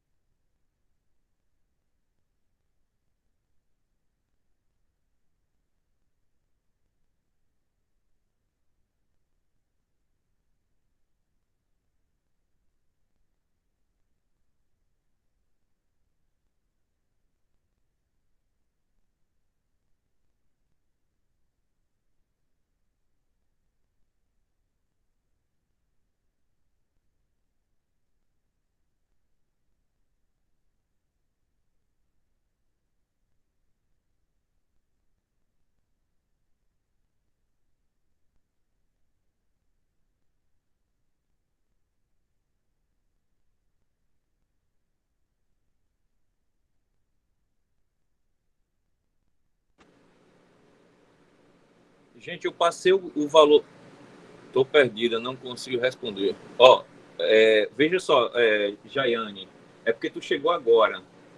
Seguinte, a gente tá fazendo o cálculo. Peraí, segura aí, Jaqueline. Segura a onda aí, Jaqueline. O que é que eu quero de vocês? É que vocês me definam, né? Eu dei um valor para vocês. Eu quero que vocês me dêem uma resposta. Né? Eu dei 2 valores, tá aqui. Eu dei o valor de P e de Q. P, aí vocês vão pegar P para calcular P ao quadrado, né? E Q, vocês vão calcular Q ao quadrado. Então, 0 ao quadrado é igual a quanto? 1 ao quadrado é igual a quanto? Então, você vai achar P vezes P é 0 vezes 0. Né? Eu já estou dando a resposta aí para o primeiro. Q ao quadrado é Q vezes Q. É 1 vezes 1. E 2PQ, você vai botar 2 vezes 0, depois vezes 1. Aí eu quero esses 3 valores. Eu quero que vocês me digam, baseado no que a gente fez. P ao quadrado é igual a X, Q ao quadrado é igual a Y, e 2PQ é igual a Z. Então eu quero esses valores separadamente. Né? A Ana Lúcia colocou só um dos valores, né?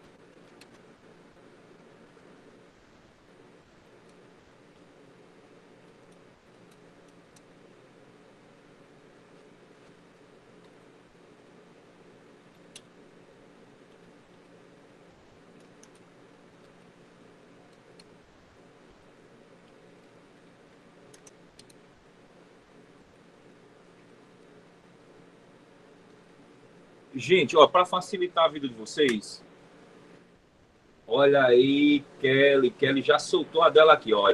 Eu copio esse texto e substituo. Olha aqui, ó. Usando P com o valor que eu dei para cada um de vocês. Então, o P que eu usei foi X, o que eu usei foi Y. Temos P ao quadrado como sendo X, ou a interrogaçãozinha, 2PQ como sendo a outra, e Q ao quadrado como sendo a última. Olha aí, Jaqueline, Ana Lúcia.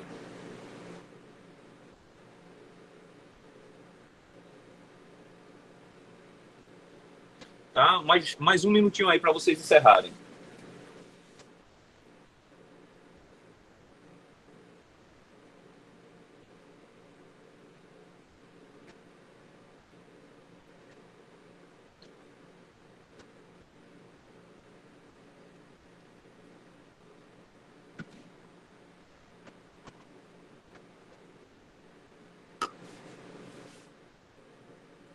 Meu povo, me ajudem. Bota assim, ó, do jeito que eu tô botando aí no chat. Vá só substituindo.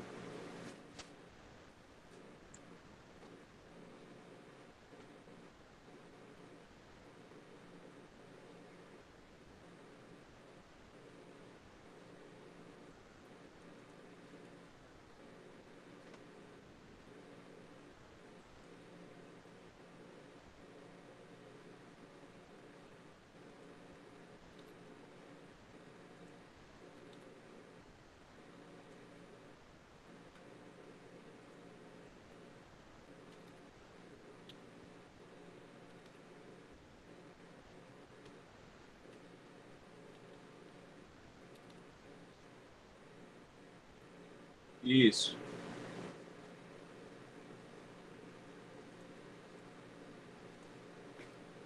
Bora lá. Então, vamos lá. Evaldo. Evaldo. Gente, eu preciso que vocês me deem a resposta, tá? Por favor, se possível, abra o áudio.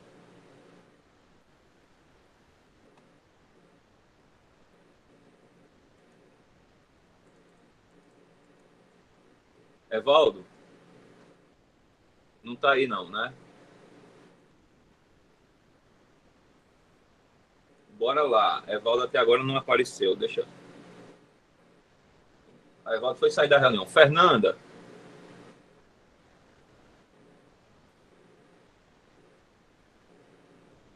Bora, Fernanda. Me dá a resposta aí da pergunta. Você usou... Isso, coloca aí, por favor.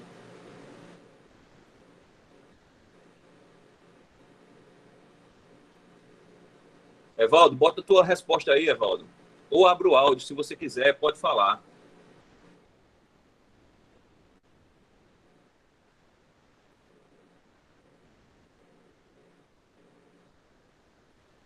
Não, Evaldo, cadê? Fernanda. Não, peraí, calma. Gente, vocês estão fazendo... Peraí, devagar, que vocês vão me enlouquecer desse jeito. Ó, primeiro, vamos mudar a estratégia. Abra o áudio. Evaldo, abra seu áudio.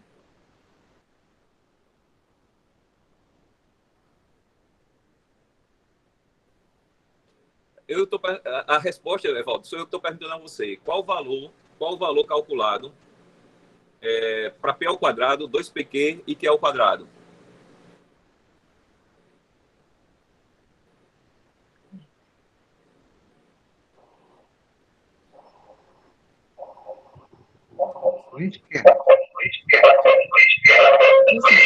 Evaldo?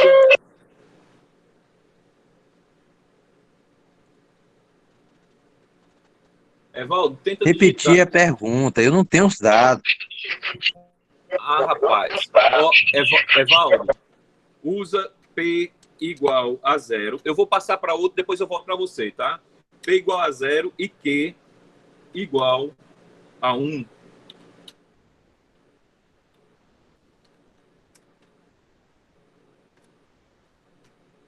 Aí você me diz aí, ó, botei aí, P igual a 0 e Q igual a 1. Vou passar para o próximo. O segundo é a Fernanda. Fernanda, tu já respondeu aqui? Me dá o valor de P ao quadrado, 2PQ e Q ao quadrado.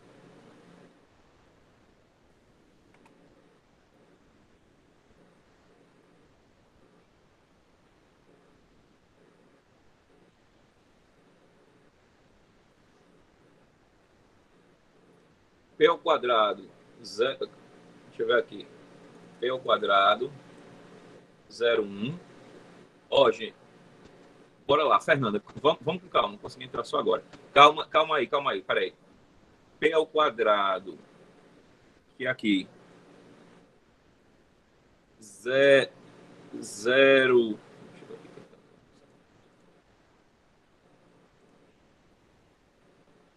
Então, bora aqui. Deu 0, cadê? 001. Então, aqui, P ao quadrado eu vou chamar de roxo, certo?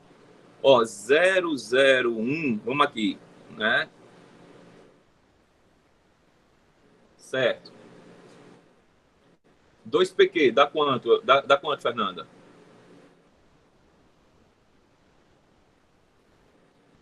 Q ao quadrado, 81. Né? Q ao quadrado é o vermelho. Aí daqui, 81. Mais ou menos aqui. Ah, perdão. Ó, gente, eu estou calculando a da Fernanda. Fernanda foi esse daqui, 0,19. Certo. Agora 2PQ, Fernanda.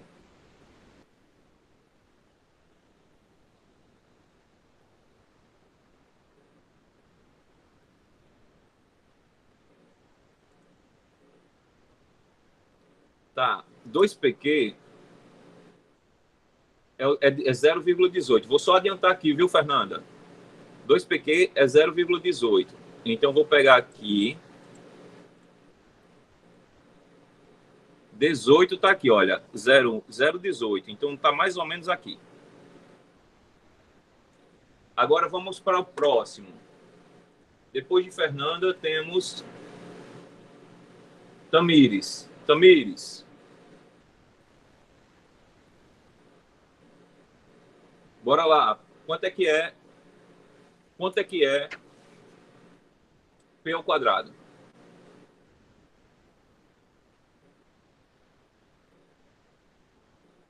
Gente, Tamir está aí?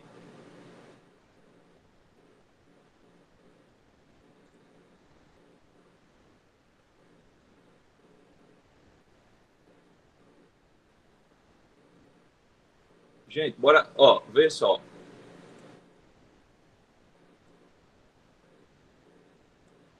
Tamires, você como semelhantemente ao Evaldo, P igual a 0,2 e Q igual a 0,8. Calcula aí que eu vou para o próximo. Daqui a pouco eu volto para você. Depois de Tamires, Ana Lúcia.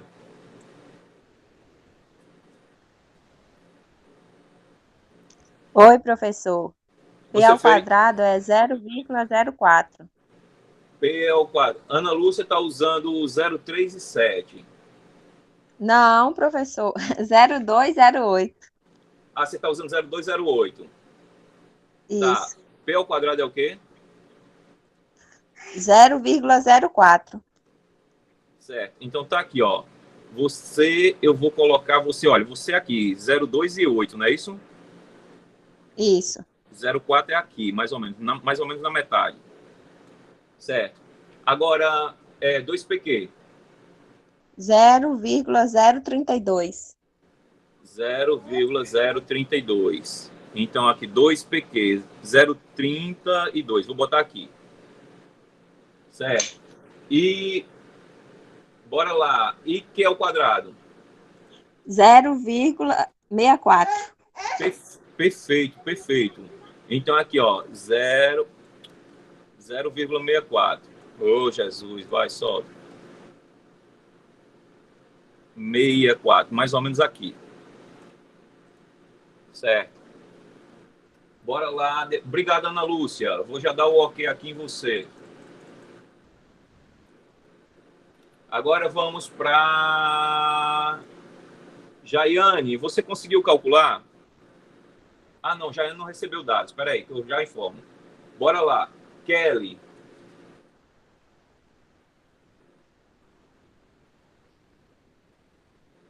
Kelly.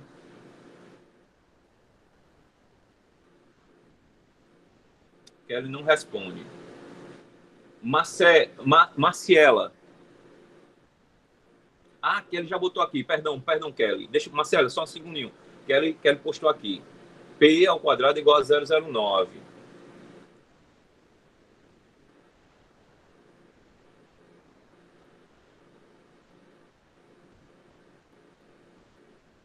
Q ao quadrado 0,42. Perfeito, perfeito, Kelly. Então, só para eu construir aqui. P ao quadrado é 0,009, que é quase aqui. Q ao quadrado 0,42. Então, aqui, ó. Oh, perdão, 2PQ 0,42. 0,42. Bora lá. E Q ao quadrado 0,49. Bora para cá. Q ao quadrado 0,49. Então, Q ao quadrado está mais ou menos aqui.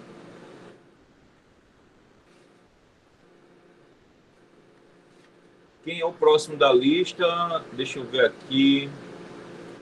Então, Kelly, ok. Marciela.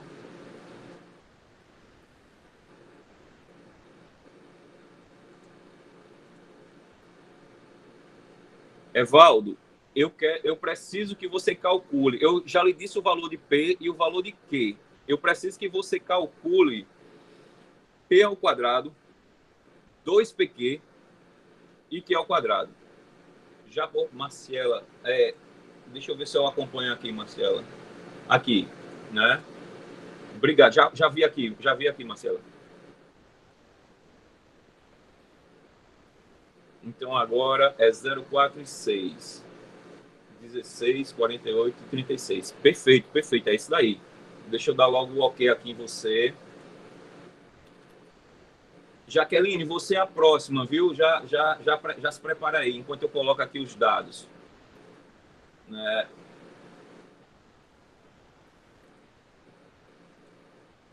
0,16.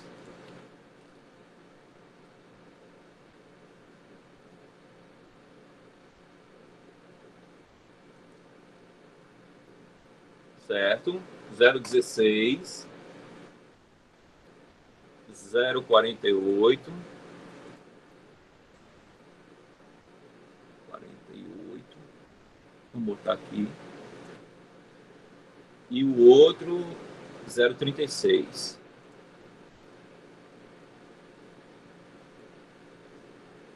36 eu vou botar aqui.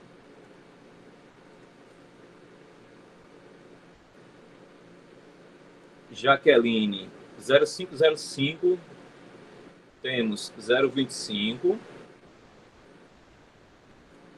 05 e 0,25. Tá, perfeito, isso aí, Jaqueline. Deixa eu botar logo aqui o ok na sua participação.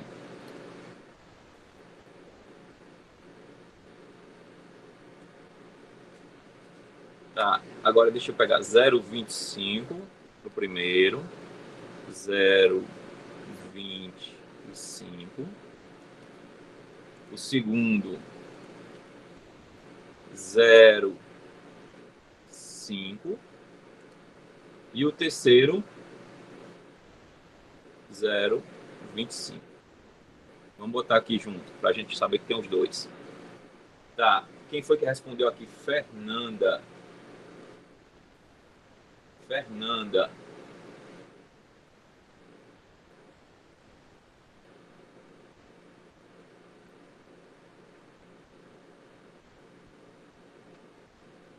Eu não entendi, Fernando. Você botou aqui o meu nome completo. O que é que tem?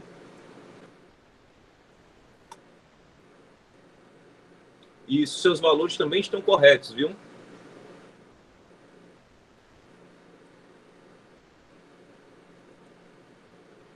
Tá perfeito, Fernanda. Gente, deixa eu ver aqui quem faltou. Fernanda, ok. Faltou o Evaldo. Tamires não respondeu. Respondeu, Tamires?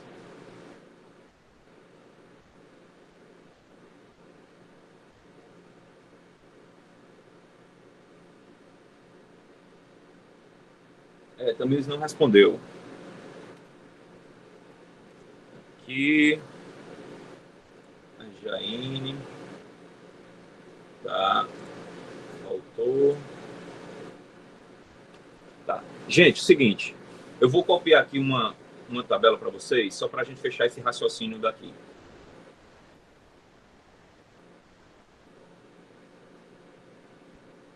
Tá, Evaldo? Espera aí que eu já converso contigo. Deixa eu ver aqui.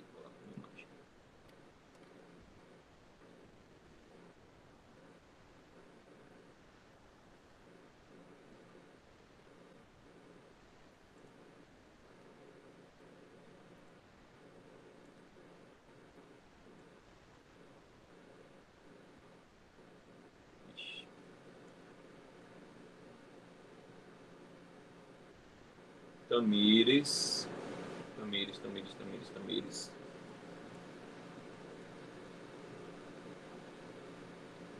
Isso, Tamires. É isso aí, tá tudo certinho, Tamires. Já conferi aqui.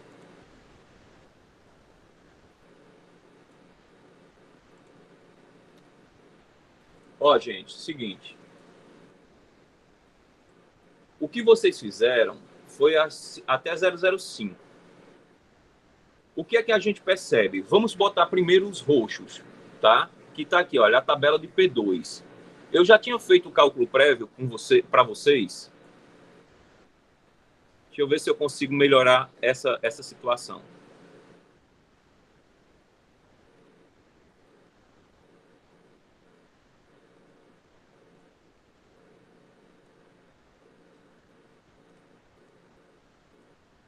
Acho que assim está melhor.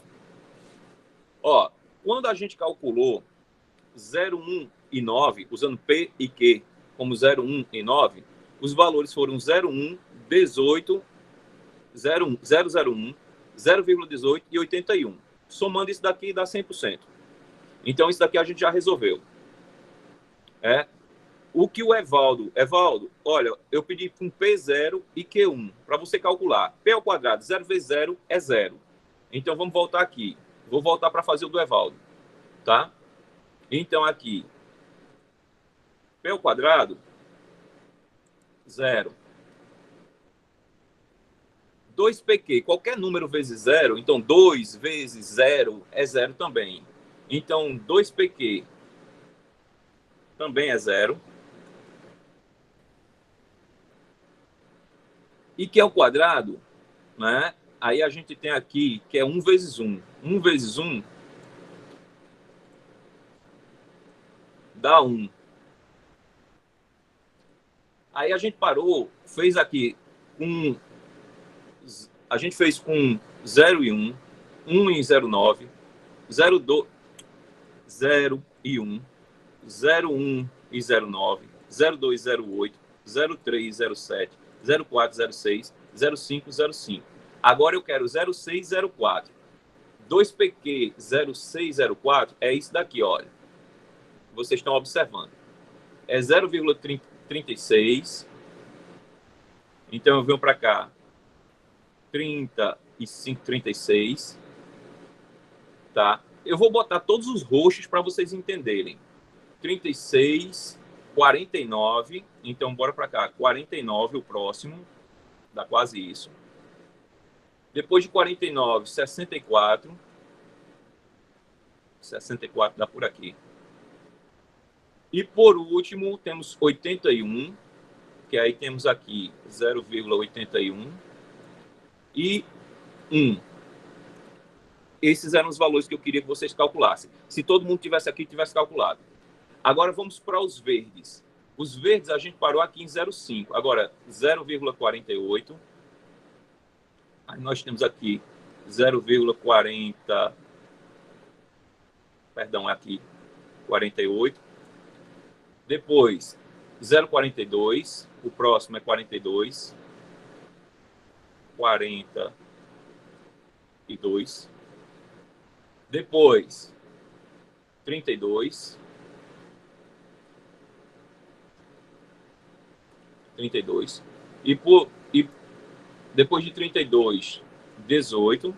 Então tá aqui. E por último, né, nós temos 0. 0 no último tá aqui. Agora vamos para a casa dos vermelhos, né, que é o que é o quadrado. A gente calculou o que é o quadrado até o valor de 0,25, que é aqui é P5 e Q 0, P05 e Q05. Então agora nós vamos calcular abaixo de 0,25. Então 0,16. 16 é mais ou menos aqui. Depois 0,9. 0,9, que é mais ou menos abaixo do 0,1. 0,09, perdão. 0,04.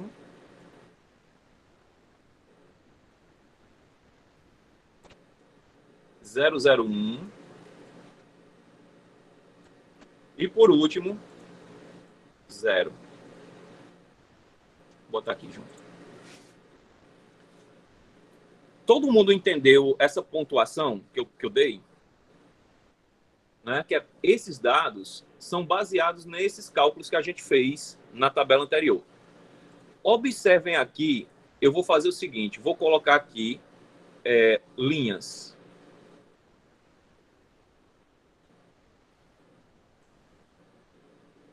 Vou ligar os verdes. Observem isso daqui, nos verdes.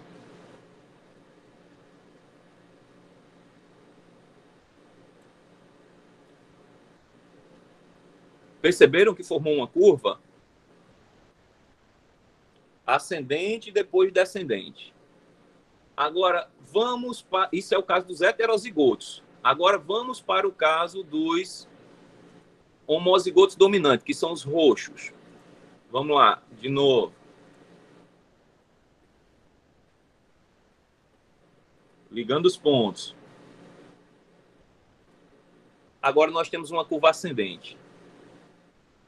Agora vamos para os homozigotos recessivos.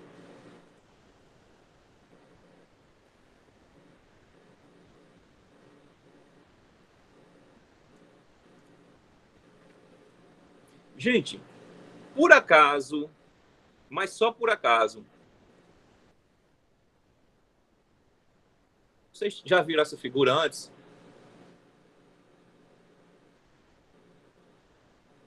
Essa, já viu? Kelly já viu? Não. Ana Lúcia, você não fez meu primeiro fórum. Essa era a figura que estava no meu primeiro fórum, gente. Que eu... Isso, exatamente, né? Onde eu queria chegar até vocês, porque vocês viram essa figurinha e isso daqui, pois é, Ana Lúcia, você está esquecida, mas assim, essa figurinha aqui, que estava lá no fórum, ela deduz, é uma dedução de todos os cálculos, levando P e Q, para você calcular, a partir das frequências alélicas, calcular... Minha pequena está aqui tirando a minha concentração. Ah, tá, tudo bem. Então, é para você calcular as frequências genotípicas. Esse é o gráfico que simboliza uma população em equilíbrio de Hardy-Weinberger. Entenderam?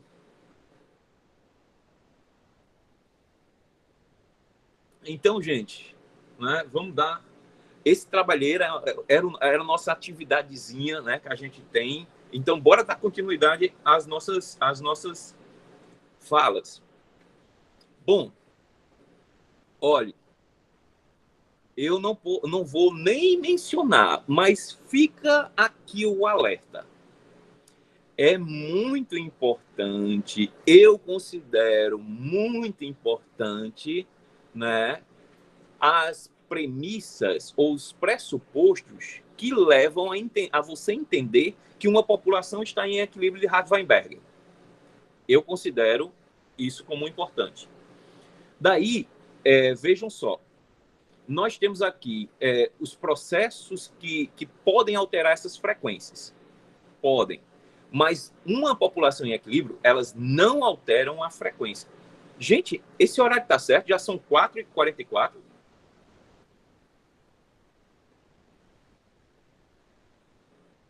Vixe, meu Deus, eu me empolguei. Mas, enfim, uma população, para ser considerada em equilíbrio de Hardy-Weinberger, ela não pode estar tendo mutação, não pode, né? Ela precisa ter cruzamentos ao acaso, aleatórios, não pode ser cruzamentos direcionados, não pode haver fluxo gênico, tá? Porque o fluxo gênico indica que entre populações estão migrando. O fluxo gênico é um indicativo de migração. Então, não pode haver fluxo gênico, né, para a população estar em equilíbrio. A população tem que ser infinitamente grande, né, evitando, assim, que aconteçam cruzamentos direcionados por falta de opção. E, para estar em equilíbrio, não pode estar acontecendo seleção natural. 5 premissas que são de extrema importância para se considerar uma população em equilíbrio de Hardy-Weinberger. Se houver mutação, se houver fluxo gênico, se houver migração, se houver uma população pequena ou se houver seleção, não tem equilíbrio de Hardy-Weinberger. Ok?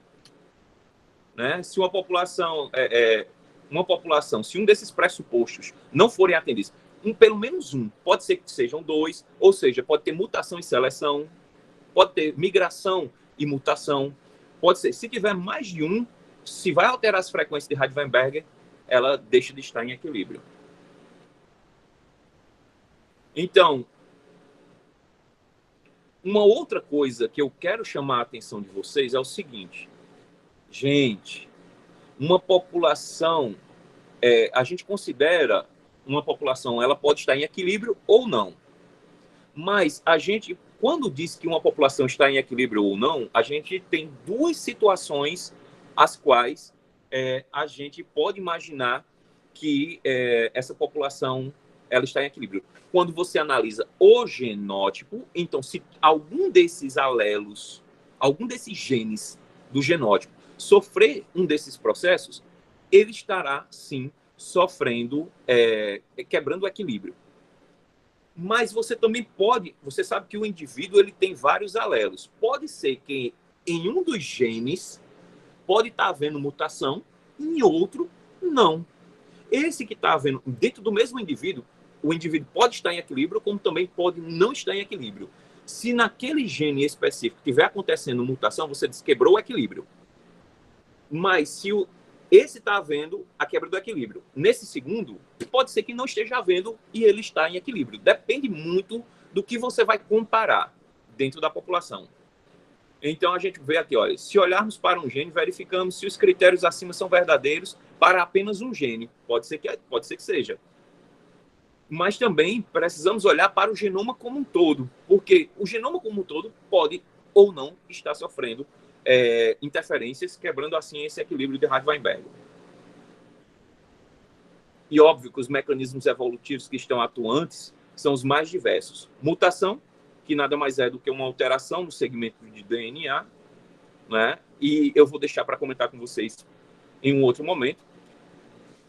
A ausência de casamentos, acasalamento seletivo, como é o caso, a gente seleciona. Isso não é pamexia. Pamexia é a minha capacidade de cruzar com qualquer um. Se eu tenho uma predileção, eu tenho um acasalamento seletivo. O ideal é o acasalamento aleatório, né? Mas se for seletivo, quebrou o equilíbrio de Hardy-Weinberg. Fluxo gênico. Bom, uma população tem um conjunto de alelos. Se entra outro alelo nessa população, desequilibrou. Acabou o equilíbrio, né? Deriva gênica. Qualquer evento que venha, um evento abrupto, por exemplo, a queda de um cometa, se ele por acaso vier a destruir parte de uma população, a nova população ela vai ser apenas um fragmento da original. Isso daqui caracteriza um evento de deriva genética. E a gente vai falar mais sobre isso em um outro momento. Seleção natural. Seleção natural. Bom, se você está escolhendo um indivíduo dentro da população, está dando uma prioridade, porque o indivíduo mais adaptado, ele se destaca, ou seja, ele se reproduz mais, ele tem um maior vigor reprodutivo. Se isso for ou alguma característica que deixe ele mais chamativo, se por acaso você está selecionando esse indivíduo, ele terá maiores chances de se reproduzir e de transmitir as suas características para a descendência. Então, a seleção natural é outro evento que altera o equilíbrio de Hardy-Weinberg, né? E como eu havia comentado, mais de um desses equilíbrios, mais de um desses fatores podem atuar simultaneamente, afetando a frequência dentro de uma dada população.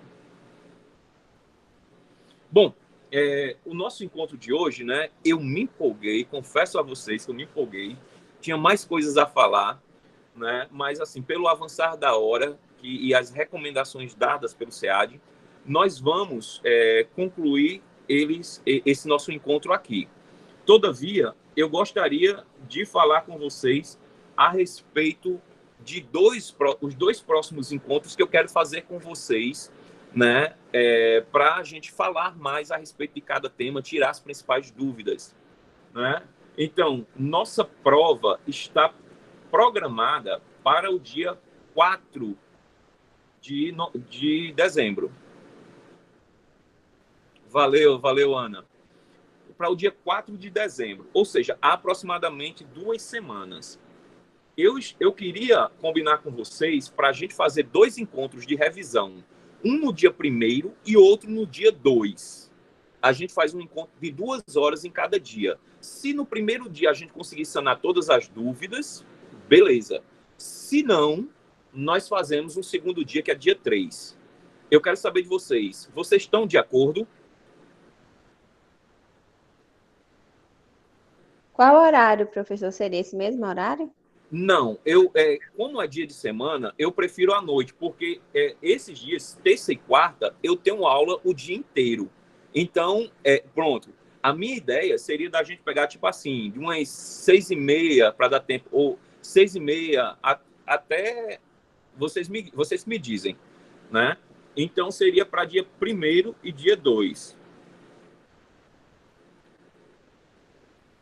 Ficamos combinados assim? 19 horas fica melhor. Tudo bem. 19 horas que dá tempo a gente ainda tomar um banho. Então, vocês têm um compromisso comigo dia 1º e dia 2. Só repetindo, às 19 horas, 7 horas da noite. Só repetindo para vocês, né? Ao longo desses próximos dias, eu vou estar postando videoaulas para vocês, como também finalizando a postagem dos conteúdos. E daí a gente vai conversando. As meninas vão criar o grupo do WhatsApp, né? Eu não sei se já criaram, mas por segurança, eu vou deixar novamente aí o meu contato, porque caso não tenha dado certo, vocês mandam uma mensagem no Zap, aí esse é meu WhatsApp, né? Professor, aqui é fulano de tal, eu sou da turma. E a gente vai reunindo esse pessoal para ficar mais rápido a nossa comunicação. Ok, gente? Beleza. Então, o nosso encontro de hoje a gente encerra por aqui. Obrigado pela paciência, né? Eu tenho esse mal, né, de falar muito, mas enfim, eu fiquei muito feliz, muito proveitoso o nosso encontro de hoje, tá bom, gente? Fiquem na paz, um bom final de semana. Eu vou já encerrar a gravação por aqui, tá bom?